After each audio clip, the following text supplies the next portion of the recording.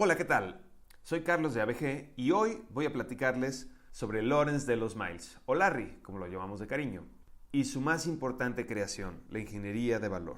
Corría el año de 1938, cuando Larry Miles, a sus 34 años de edad y siendo un exitoso ingeniero dentro de General Electric, llegó con su jefe y le preguntó: ¿qué acaso a nadie le importa cuánto cuestan las cosas?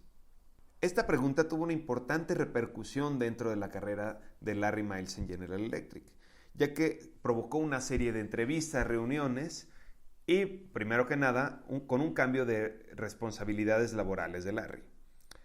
A partir de ese entonces lo movieron al área de compras con la encomienda de demostrar que la reducción de costos, la innovación y la calidad no están peleadas. Ahora tenemos que entender el contexto en el que Larry hizo esta pregunta. En el mundo existía algo llamado la Segunda Guerra Mundial, lo que provocaba una enorme escasez de materia prima. Es decir, no había hierro, cobre, acero, bronce, estaño, níquel, resistores, capacitores, bueno, la lista sigue. Larry aprovechó esta situación ya que su trabajo consistía en encontrar materias primas sustitutas que cumplieran la misma función y normalmente él descubría que lo hacían con una mejor calidad y con un mejor costo. Simplemente en el primer año en el que Larry empezó a hacer estos esfuerzos, ahorró la nada despreciable suma de 1.25 millones de dólares. Y de dólares de aquel entonces. Estos buenos resultados le valieron un nuevo puesto dentro de General Electric. Él se convirtió jefe de compras en General Electric de Maryland. Y así se ganó la oportunidad de profundizar en el desarrollo de la selección de materias primas basada en el análisis de funciones. Después de esto, las cosas sucedieron muy rápido. Primero, Larry volvió a trabajar de lleno en el desarrollo de su idea. Segundo, se creó una nueva área de General Electric enfocada en la reducción de costos a cargo de Larry.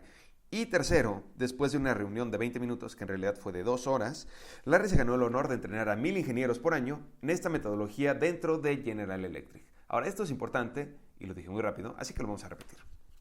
Primero, Larry volvió a trabajar de lleno en el desarrollo de su idea. Segundo, se creó una nueva área de General Electric enfocada en la reducción de costos a cargo de Larry.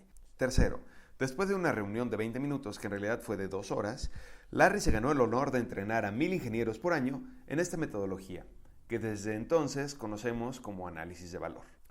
La metodología creada por Larry generó ahorros directos por más de 10 millones de dólares anuales en General Electric, desde 1948 hasta 1952.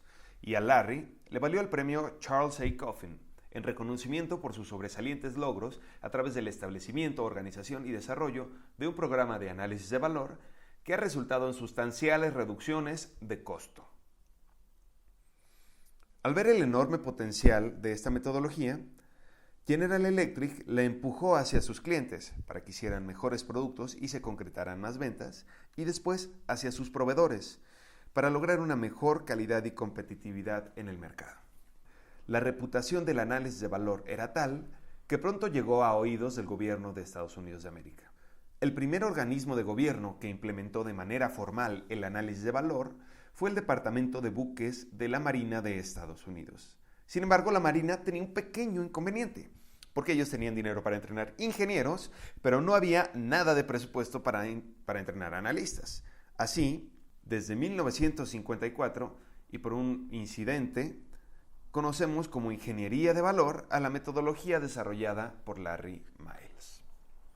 Algo que tenemos que entender es que aunque la metodología tenía mucha atracción y que había generado grandes ahorros, en algunos casos por más de 200 millones de dólares en la Marina, aún era bastante desconocida en Estados Unidos y en el mundo.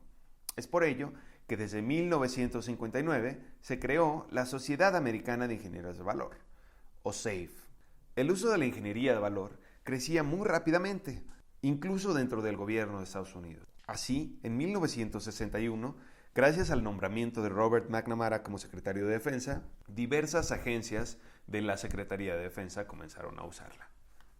También se expandió rápidamente en todo el mundo, siendo uno de los capítulos más destacables el de Japón, que en 1965 creó la Sociedad Japonesa de Ingeniería de Valor.